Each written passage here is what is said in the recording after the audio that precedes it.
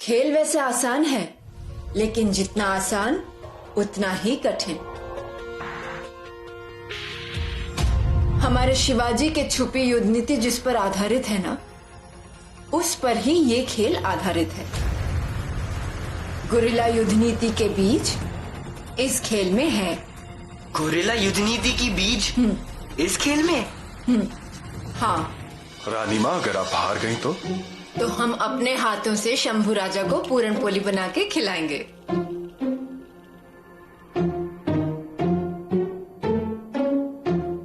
गढ़ के नीचे वाले गांव में चोरी होती है और आपको पता भी नहीं।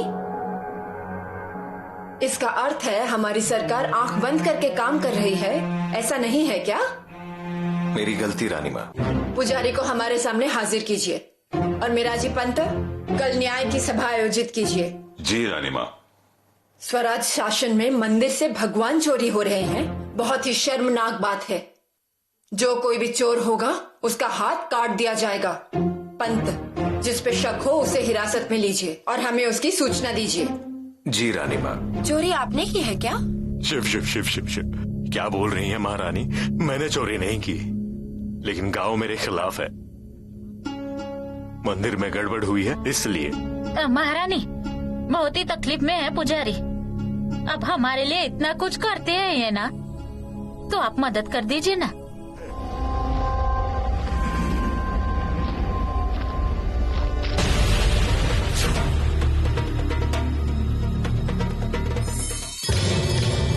बोलिए, जल्दी कबूल कीजिए, किसने चोरी की? सरकार, हमने चोरी नहीं की, हम आपके पैर पड़ते हैं। अच्छा, एक दिन पहले तुम लोग गांव में आए थे, उसी दिन रात को ही गांव में चोरी हुई है। बोलिए, रानी माँ सदरे में आने के पहले कबूल कीजिए। सच बोलोगे तो रानी माँ से विनती करूंगा मैं। भगवान महादेव की कसम खाता हूँ, मैं ये सारा उस चोर का किया कराया है, और वो कहाँ है भगवान को ही पता है।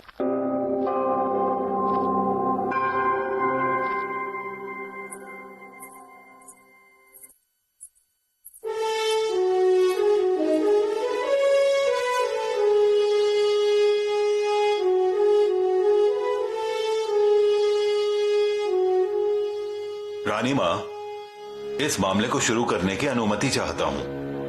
अनुमति है। रानी माँ, राजगढ़ के नीचे जो वादी है वहां के महादेव मंदिर के मुखौटे और शिवलिंग पर रखे हुए नाग की चोरी हुई सोमवार को, लेकिन उसकी शिकायत सरकार में हुई नहीं। और इस घटना के लिए बलोजा पुजारी अपराधी हैं। रानी माँ, मैंने चोरी नहीं की। चोरी करके मैं क्यों नर्क में जाऊंगा?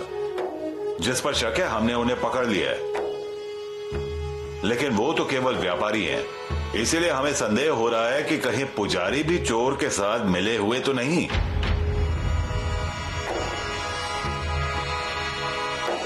नाम क्या है तुम्हारा? कालो जी।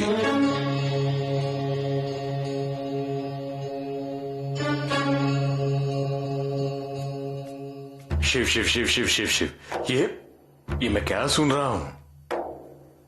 मुझ पर ही शक। शिवलिंग की पूजा करके मैं रात को ही गांव वालों के लिए मुखौटे की स्थापना करके किया था, लेकिन दुर्भाग्य से रात को ही चोरी हो गई। फिर गांव वालों को आपने ठीक से जवाब क्यों नहीं दिया? मुझे लगा देवी का कोप हुआ है, इसलिए मैं डर गया था। सरकार, गलती हो गई।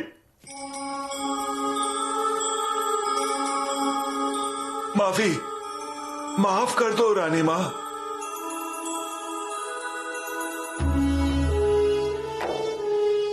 आप कौन हैं?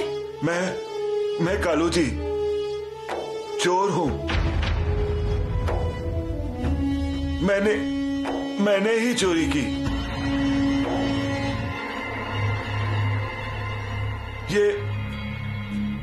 ये भगवान का मुखौटा है। उठाइए। भगवान की चीजों को पैर पे रखते हो?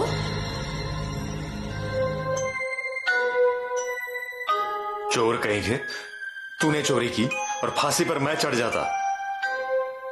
महादेव ने तुझे अकल दी है, इसलिए खुद अपने पैरों पर चलकर आया है।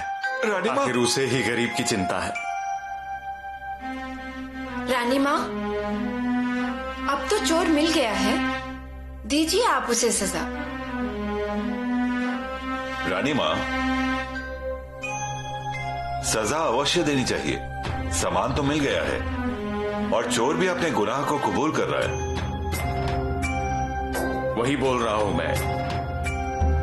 धर्मशास्त्र के अनुसार चोर को सजा दीजिए, हाथ काटने की। हाँ, ताकि फिर से ऐसी हिम्मत ना कर सके। कालोजी चोर ने चोरी कबूल की, इसलिए हम। रुकिए।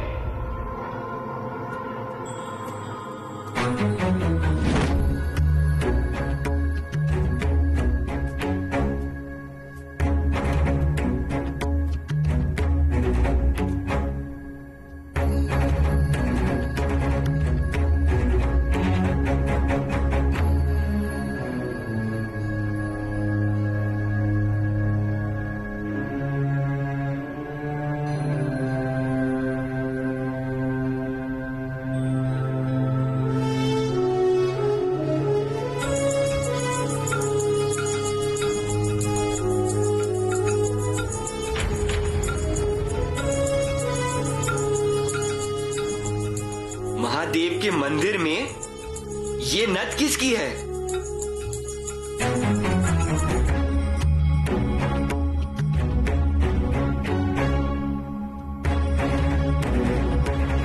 कालो जी ने अगर मंदिर में चोरी की है तो फिर चोरी के पूरब शीश में ये नथनी कैसे? सरकार, मैंने मंदिर में चोरी नहीं की।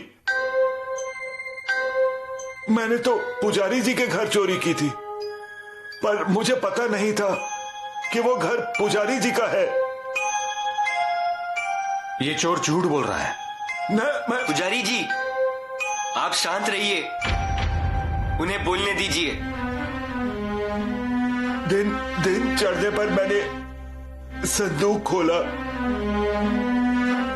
और तब मुझे भगवान का मुखौटा दिखा उसमें, और तब मेरे ध्यान में आया कि मैंने पुजारी जी के घर ही चोरी की है।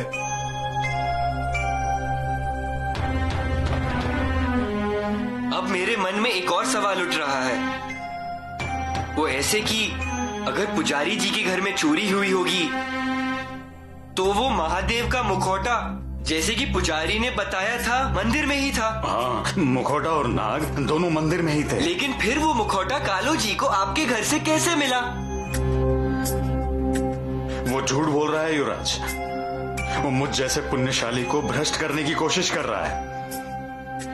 जो नथनी आप दिखा रहे हैं वो मेरे घर की नहीं है युवराज। चोरी मंदिर में की है इस चोर ने। मंदिर में तो कोई सबूत दिखे नहीं। चोर ने ताला नहीं तोड़ा, दरवाजा भी नहीं तोड़ा, और दूसरी बात, बाकी की कीमती चीजें जैसे कि अभिषेक पत्र, चांदी का बर्तन, मंदिर का घाट, नंदी के गले की घुंघरों की माला, ये सब भी चोर ले गया होता, परंतु वो नहीं ले गया। क्यों नहीं ले गया? मतलब ऐसा कि चोर मंदिर में आया ही नहीं। अगर वो आया होता तो वो ये सब लेकर गया होता। हम क्या कहते हैं, क्या मंदिर और क्या घर? चोरी तो उसी ने की है ना, मतलब वो चोर है। हाँ, लेकिन माताश्री, अगर चोरी की जगह बदल गई तो एक नहीं 2 चोर मिलेंगे। वो कैसे शंभू राजा? अगर मंदिर में चोरी हुई होगी तो कालो जी चोर, और अगर घर में चोरी हुई हो तो घर में गहने छुपा के रखने वाला, और चोरी हुई हो फिर भी ना बताने वाला, वो भी तो चोर ही हुआ। मेरी छोटी बुद्धिमत्ता के अनुसार मुझे ऐसा लगता है कि गहनों में हमें ये नथनी मिली है, मतलब चोरी घर में ही हुई है। जी सरकार, जब मैंने संदूक खोला और अंदर रखे मुखौटे को देखा तो तब मेरी धड़कन रुक गई सरकार। मेरे इन हाथों ने भगवान जी की चोरी की। मेरी आत्मा आतंकित हो उठी आतंकित होती है रानी माँ। अगर तुम कह रहे हो कि तुम इतने आतंकित हो गए तो वो गहने तुमने गांव वालों को वापस क्यों नहीं दिए? गांव वाले तो मुझे मार ही देते। मैंने इसे परख लिया। गांव वाले बहुत गुस्से में थे और तब मैंने तय किया मैं राजगढ़ जाऊंगा और वहीं पे मुझे वरदान मिलेगा। और इसके लिए मैं यहाँ आया सरकार, इसके लिए ही आया। वैसे हर चोरी की सजा एक समान ही है। चोरी मेरा व्यवसाय जरूर है, परंतु भगवान की चोरी करना ऐसा गलत काम मैं कभी नहीं करूंगा। फिर भी चोरी चोरी होती है। हाँ, परंतु भगवान के मंदिर की हुई नहीं, पुजारी जी के घर में की हुई। और इसका मतलब ये होता है कि पुजारी जी न्यायालय के सामने झूठ बोले।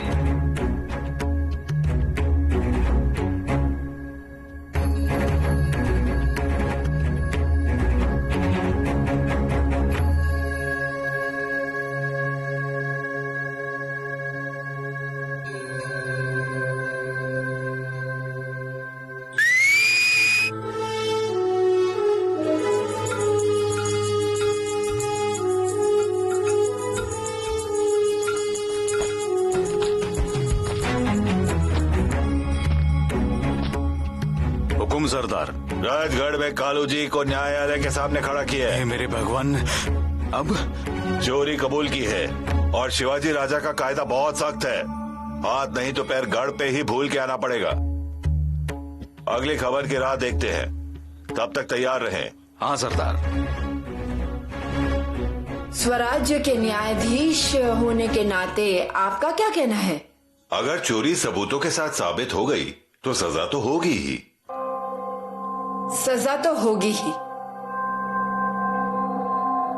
पुजारी जी, शास्त्रों के अनुसार इस गुनाह की क्या सजा है? रानी माँ, ऐसे गुनाह के लिए एक ही सजा है, गुनहगार के हाथ तोड़ देना। हाँ, तोड़ दीजिए हाथ, ताकि चोर और डाकुओं को ठीक से सबक मिले। सबक सिखाना चाहिए। हाँ। रानी माँ,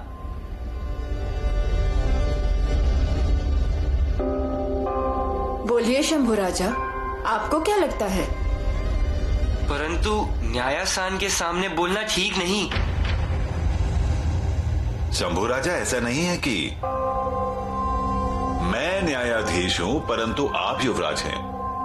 और चोर कालूजी ने मंदिर में ना सही परंतु पुजारी के घर चोरी की। आपने ये साबित किया है। मैं तो कहूंगा कि अगर आप चाहें तो आप इसका न्याय खुद कर सकते हैं। पर पंत, वो युवराज हैं, परंतु वो भी बच्चे हैं। हाँ, किसी जानकार ने ही न्याय करना चाहिए।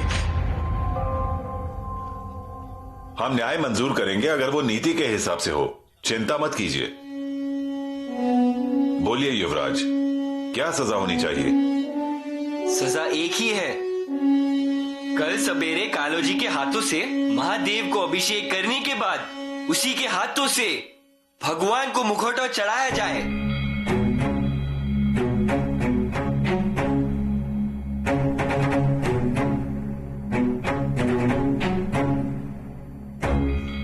ये कैसा न्याय? ऐसा करने से वो लोग और भी उद्यम मचाएंगे। चोर मंदिर में घुसेगा और भगवान के पास भी जाएगा। हाँ, जाएगा। शंभू राजा, प्रजा को संतोषजनक उत्तर दीजिए। पर रानी माँ, चोर को सम्मान देने की प्रथा स्वराज में नहीं है। इस पर फिर विचार कीजिए। बोलिए शंभू राजा। रानी माँ, मेरी आपसे नम्र विनंती है, ये भगवान और धर्म का मामला है, आप ही न्याय कीजिए। न्याय किया है, और ऐसा न्याय क्यों किया ये शंभू राजा ही बताएंगे।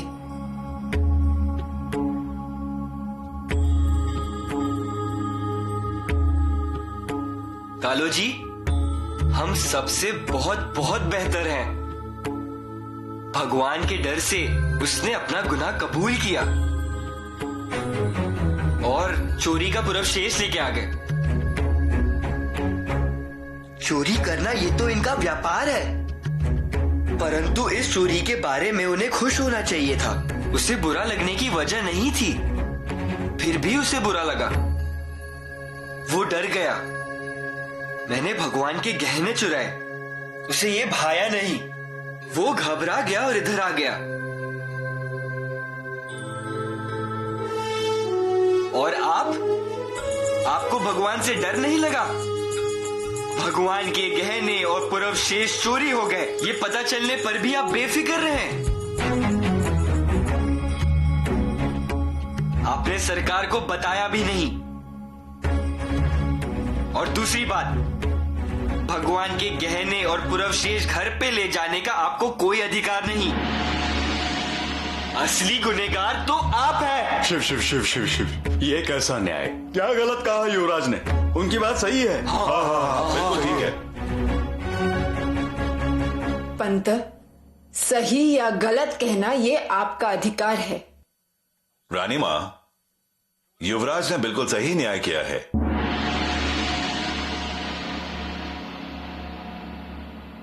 कालो जी, कल तक तुम किला छोड़ के नहीं जा सकोगे। और पुजारी जी, ऐसा दोबारा ना हो, उसका पूरा ध्यान रखिए।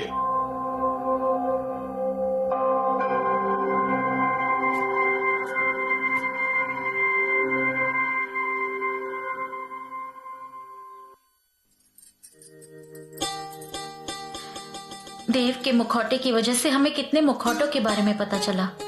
सच में, परंतु अब क्या करेंगे? खराब हो गया है बार बार हाथ लगने से। चंदन के पीलेपन और सफेदपन से देव का मुखौटा और नाक धो देते हैं, फिर गुलाब के जल से धोकर मंदिर में रखने के बाद ही पंत को देंगे।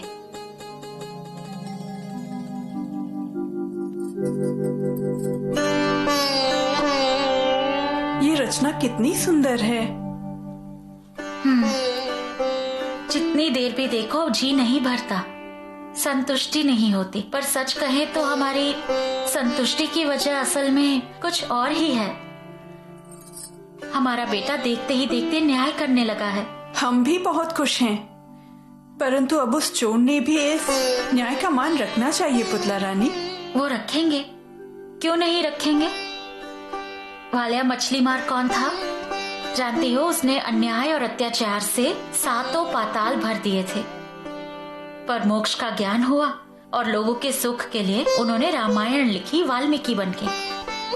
कालोजी को भी ज्ञान होगा। पुतला रानी, राजकुमार शंभू, बच्चे को लेकर आई हूँ।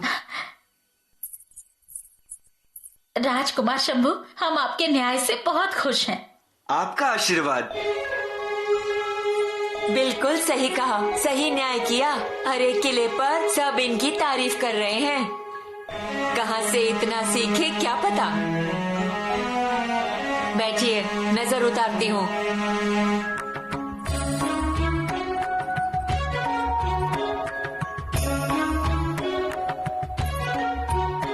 माताश्री, हमने इंसान में छुपे हुए कांच को पहचान लिया। इंसान में छिपा कांच नहीं, आपने हीरे को पहचाना है। आजकल इतने ईमानदार लोग हैं कहाँ? आपने चोर में छिपी हुई ईमानदारी को पहचाना, उसे न्याय दिया। आपके हाथों से एक बहुत बड़ा कार्य हुआ है। हम जा सकते हैं? रुकिए, काला टीका लगाती हूँ। कालो जी को माफी दे दी। ये कुछ हजम नहीं हुआ। मतलब मैंने खुद सुना। ये क्या सतयुग है? उसे उसके हाथों से हाथ धोना पड़ेगा। उसका हाथ काटेंगे, मतलब काटेंगे। ऐसे कैसे? उसमें भी कुछ दाव पेच रहेगा। हम सब राजा के हाथ लग जाएंगे। फिर अब क्या? आप कालू जी को छुड़ाएंगे। पर वहां शिवाजी राजा की माँ भी थी। ये सब उनके सामने ही हुआ। हाँ? और फिर भी कालू जी की जान को खतरा है।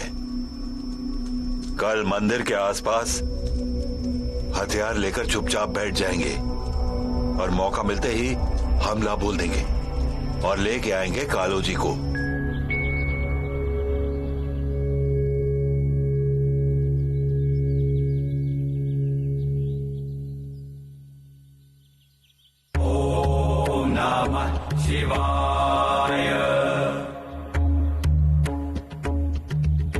रानी माँ, आज तक इन हाथों ने बहुत बहुत बुरे काम किए हैं। बहुत बहुत खून बहा है इन हाथों से। मेरी औकात नहीं है। पुरानी बातें भूल जाइए, अब पूजा पर ध्यान दीजिए। कालो जी, तुम्हारी अच्छाइयों की वजह से तुम भगवान के समक्ष हो, ये याद रखो। जी जी जी जी।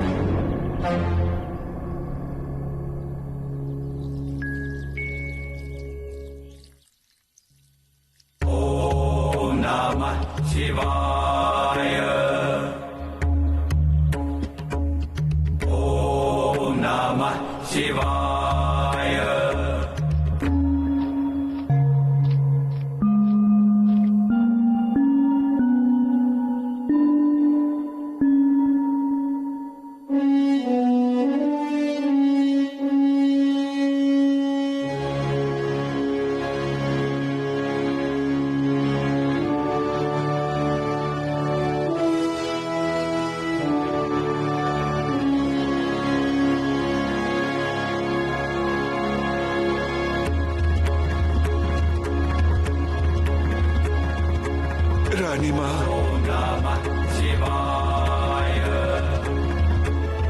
युवराज,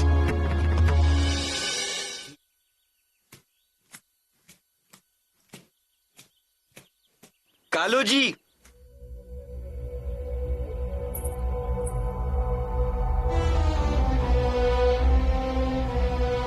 रानी माँ, न्याय हुआ, परंतु ये न्याय अपूर्ण है ऐसा हमें लगता है। मतलब? पिताजी ने अफजल खान का सर काट दिया, उस सर को न्याय मिल गया, और ये तो जिंदा इंसान है, इनका न्याय पूरा होना चाहिए। पंत, सही है।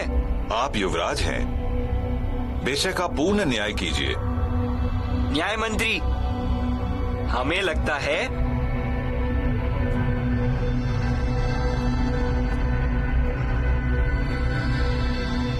कि अब से आगे से ये चोरी ना करे, इसलिए इनके हाथों को हम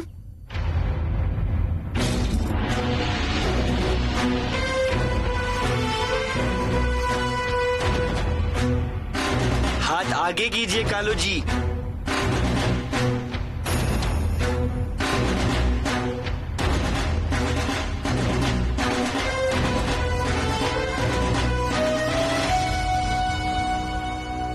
इनके हाथों में हम तलवार देना चाहते हैं।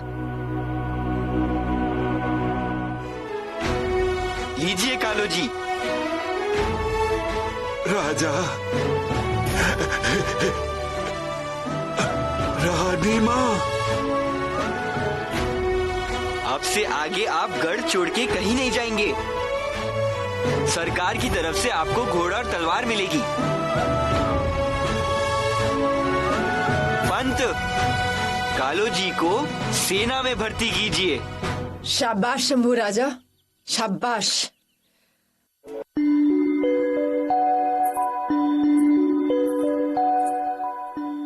इसके चोरी का व्यवसाय आपने बंद करवा दिया, परंतु आप इसके निर्वाह की सुविधा करने को नहीं भूले। न्याय ऐसा ही होना चाहिए। गलती हो गई, गलती हो गई, गलती हो गई राजा, गलती हो गई। क्या हुआ? हमारे मन में खोट थी। हमें लगा था कि आप कालो जी के हाथ काट देंगे, पर नहीं, आप तो भगवान हैं। हम कालो जी को भगाकर ले जाने आए थे, पर अब तो आपने हमें ही बांध लिया है। हमारा मन साफ है, हमारे रानी माँ का, हमारे पिताजी का मन साफ। हम आपको स्वराज्य के सैनिक समझते हैं। कालो जी, शंभू राजा ने तुम्हारे हाथों से अभिषेक करवाया, तुम्हारे हाथों में तलवार दी, उसका मान रखना। लोगों का घर लूटने से बेहतर दुश्मनों का गर्व से उठा हुआ सर काटिए। लोगों को लूटना बंद कीजिए, दुश्मनों को लूटिए। और चोरी क्यों करना? स्वराज में जो मांगोगे वो मिलेगा। रानी माँ, अब से आगे चोरी नहीं होगी। क्यों बोलिए? पिया जी, नरसू, नहीं करेंगे, नहीं करेंगे। रानी माँ, महादेव को साक्षी मानते हुए हम शपथ लेते हैं, अब के बाद चोरी बंद। अब चोर बन के नहीं, सैनिक बन के जिएंगे। इस स्वराज्य के शिलेदार बन के जिएंगे। हर हर महादेव! हर हर महादेव!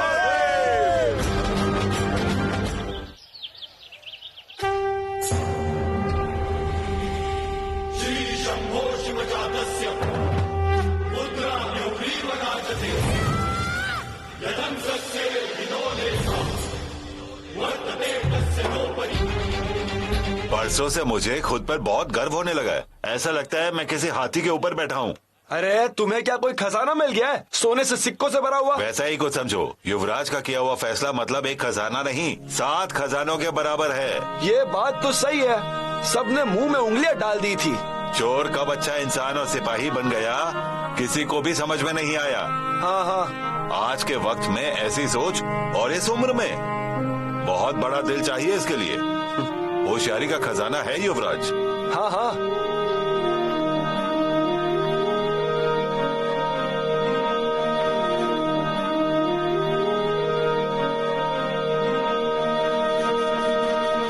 नमस्ते अतिथि, नमस्ते। इस किले पर एक बड़ा तूफान खेलता है, आपको उनसे मिलकर ही आगे जाना पड़ेगा। जरा आराम से, ये भाला उसी की निशानी है।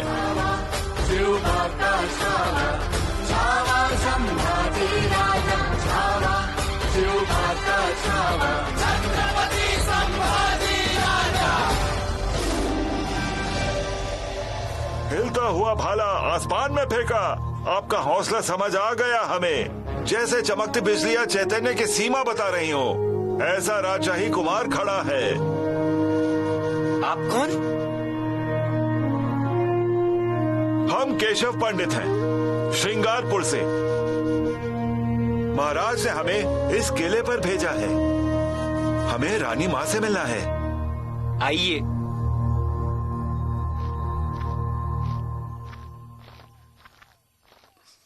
सारे कोंकण को हमने डर से दूर कर दिया। हमारा घोड़ा जो उंबरखेड़ी से जो निकला तो सीधे श्रृंगारपुर में ही रुका। सुरवे का श्रृंगारपुर ले लिया है। सुरवे और जसवंतराव भाग गए। बहुत सारा सोना और सिक्के मिले, लेकिन उनमें 2 ही हीरे मिले। एक है बायाजी आओजी और दूसरे केशव पंडित। हम केशव पंडित को आपके पास भेज रहे हैं। वो सच्चे अखंड इंसान है, शस्त्र चलाने में और होशियारी में अव्वल है। अगर आपको लगता है कि हमारे लाडले शंभू राजा को सिखाने के लिए सही इंसान है, तो उन्हें काम पर रख लीजिए। ये अच्छा हुआ, शिवाजी ने आपको परखा और यहाँ भेज दिया। तो फिर ये तय है, आज से शंभू राजा के शिक्षा की जिम्मेदारी हम आप पर सौंपते हैं। जी, जैसी आपकी आज्ञा। शंभू राजा ये सिर्फ राजा के बेटे नहीं हैं, वो आज के युवराज और कल के राजा हैं। इस बात को ध्यान में रखते हुए आप इन्हें शास्त्रों की ज्ञान दें। इस बात को ध्यान में रखते हुए ही सेवा दी जाएगी। शंभू राजा, आज से ये जैसे कहेंगे, जो भी सिखाएंगे वैसे ही सीखिए। आज्ञा का पालन कीजिए, क्योंकि अध्यापक के बारे में हमारी एक सोच है किसान जैसे एक बीज से 1000 बीज का निर्माण करता है, वैसे ही अध्यापक अपने ज्ञान बिंदु से हजारों ज्ञानियों का निर्माण करता है। परीक्षण की कुशलता अध्यापक देते हैं। दूध से पानी अलग करने की कुशलता, बहते हुए पानी में चांद के टुकड़े भी अगर दिख जाए तब भी चांद सिर्फ एक है, ये याद दिलाने वाला भी अध्यापक ही होता है। केशव पंडित जी। शुभ आरंभ कीजिए। जैसी आपकी आज्ञा।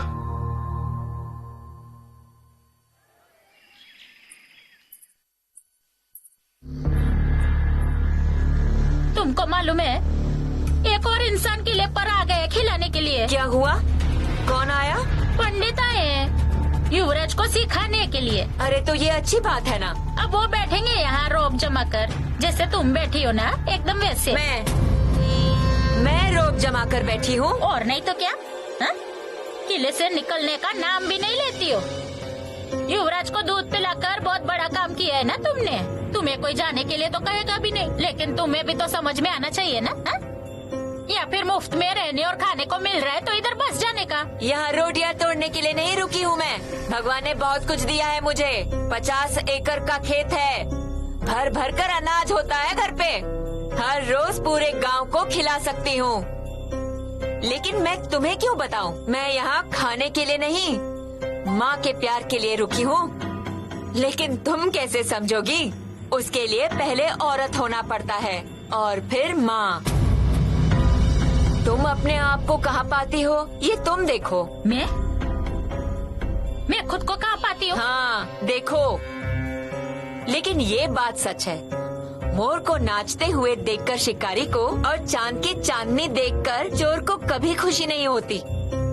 तुम भी वैसी ही हो।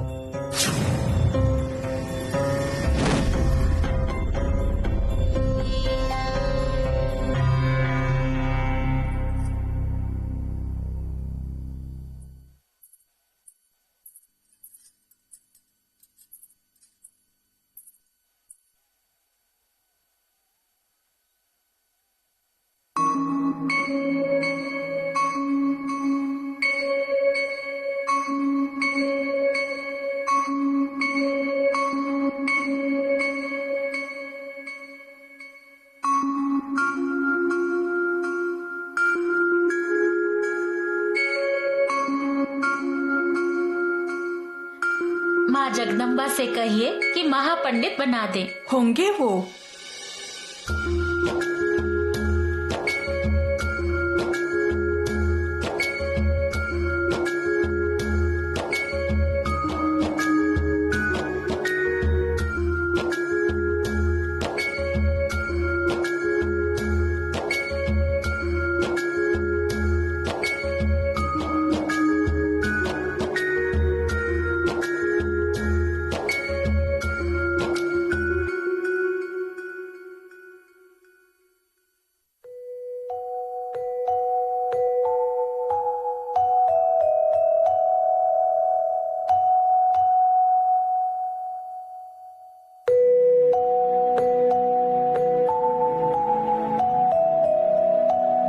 आप कब इतने बड़े हो गए कि पता ही नहीं चला। साई रानी जी को कितनी खुशी मिली होती। बहुत। भगवान ने सब कुछ दिया है शंभू को, लेकिन माँ का साया नहीं मिला। हमारी साई बाई। चलिए।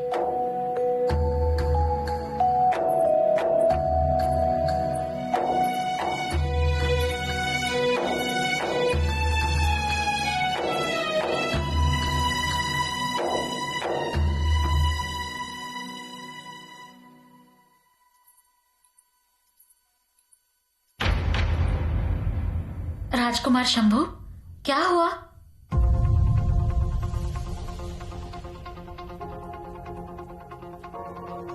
देखा आपने?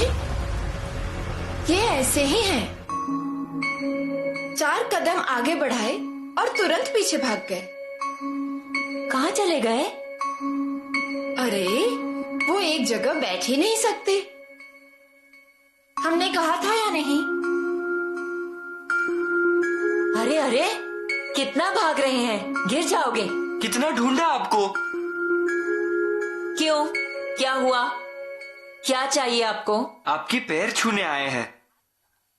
आज पहला दिन है अक्षर सीखने का, लिखने का और याद रखने का। हाँ हाँ, मैं तो भूल ही गई। तुम ही फूल लेकर आई थी ना तख्ती पर रखने के लिए। हाँ हाँ।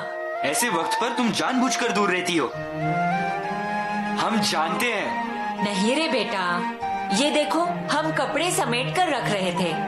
इसके बाद ऐसा नहीं चलेगा। आशीर्वाद दीजिए।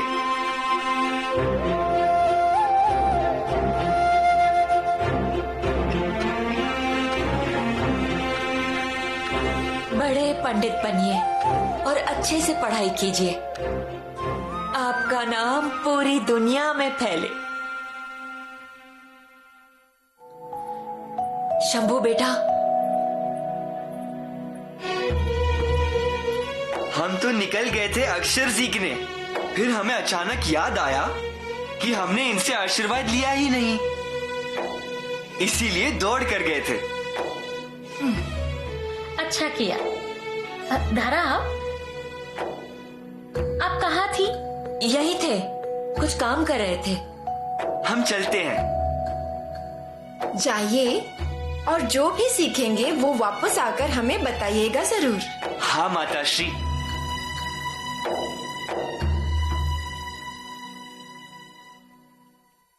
नमामि शारदाम देवी।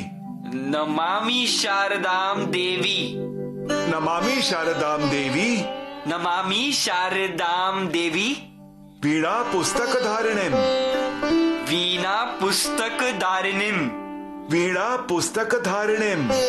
वीणा पुस्तक धारिणीम। विद्यारंभम करिष्यामि। विद्या आरंभम करिष्यामि। विद्या आरंभम करिष्यामि। विद्यारंभम करिष्यामि। प्रसन्न भव सर्वदा। प्रसन्न भव सर्वदा। अहम नमामि। अहम नमामि। आचार्य नमो नमः। आचार्य नमो नमः। आचार्य नमो नमः। आचार्य नमो नमः।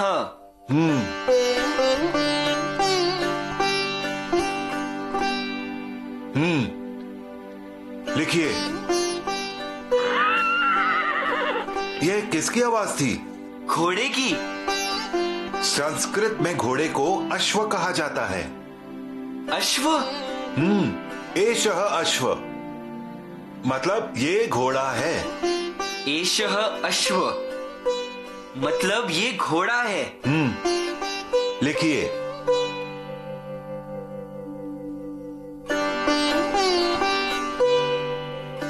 ऐसे नहीं, मैं दिखाता हूं आपको।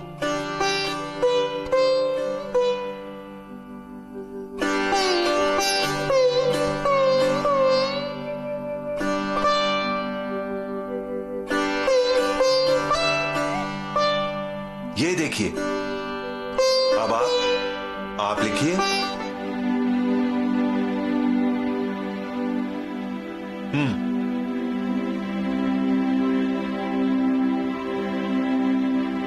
शाबाश,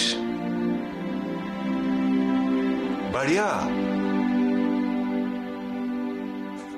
थक गए? नहीं, हमें एक जगह बैठना पसंद नहीं। ऐसा ही है शंभू बेटा, हथियार चलाना सीखते वक्त एक जगह रुकना नहीं होता, लेकिन शास्त्र सीखते वक्त जगह छोड़ना नहीं होता। लेकिन रानी माँ, मैं... आपने क्या सीखा आज? रानी माँ, घोड़े को अश्व कहते हैं। नीर मतलब पानी, शीर मतलब दूध, मोर को मयूर कहते हैं, पक्षी को खग कहते हैं। बढ़िया। मयूर सर्व खगेश सुंदर, एक केका प्रसिद्ध। वाह, आप तो जन्म से ही बहुत होशियार हैं, जल्द ही सीख गए।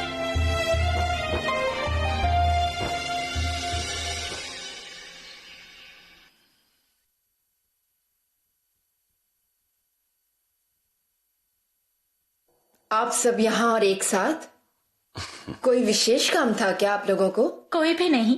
राजकुमार शंभू बहुत अच्छी संस्कृत बोलते हैं और लिखते भी हैं। महाराज अगर सुनेंगे तो उन्हें भी अच्छा लगेगा। अवश्य। तो कहाँ है हमारा बेटा? यही है, बाहर ही है।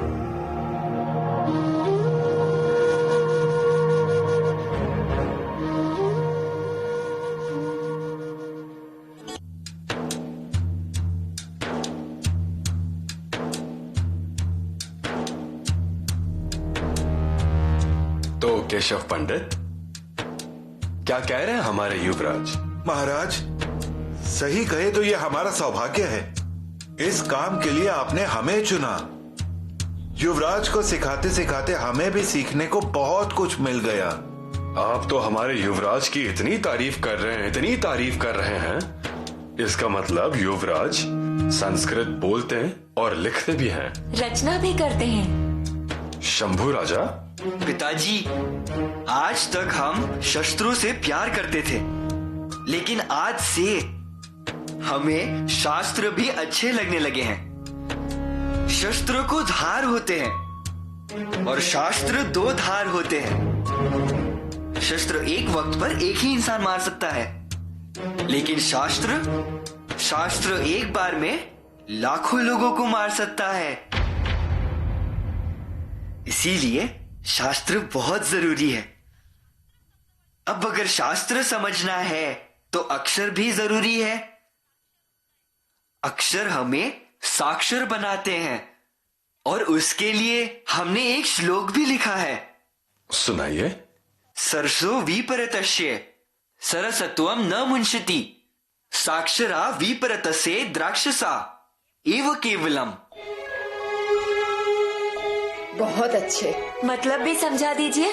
मतलब पिताजी, साक्षर के विरुद्ध अर्थात इसका विरुद्ध मतलब है राक्षसा। अरे हाँ, सच में साक्षरा, राक्षसा। और इस बीच सरस मतलब सरस ही होता है। सरस उल्टा किया जैसे भी लिखा हो, फिर भी वो सरस ही होता है, जैसे कि आप पिताजी। वाह शंभू वाह।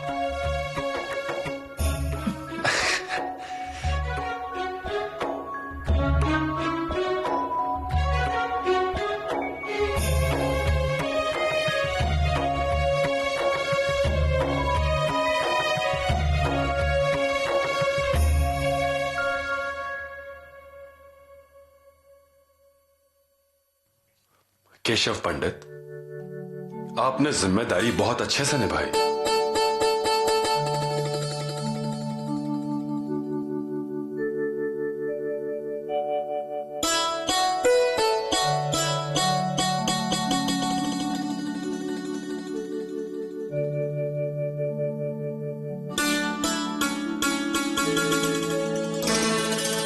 हम भी खुश हैं। बताइए हमें, दुनिया में सबसे ऊंचा क्या है? हिमालय या सह्याद्री? मराठाओं का अभिमान। आपको क्या बनना पसंद है? अगर पत्थर बना तो सह्याद्री का बनूंगा, और मिट्टी बना तो स्वराज्य का बनूंगा, और अगर तलवार बना तो माता भवानी का बनूंगा। आपको क्या करना पसंद आएगा? मेरी तलवार खुद से लथपथ करना पसंद आएगा।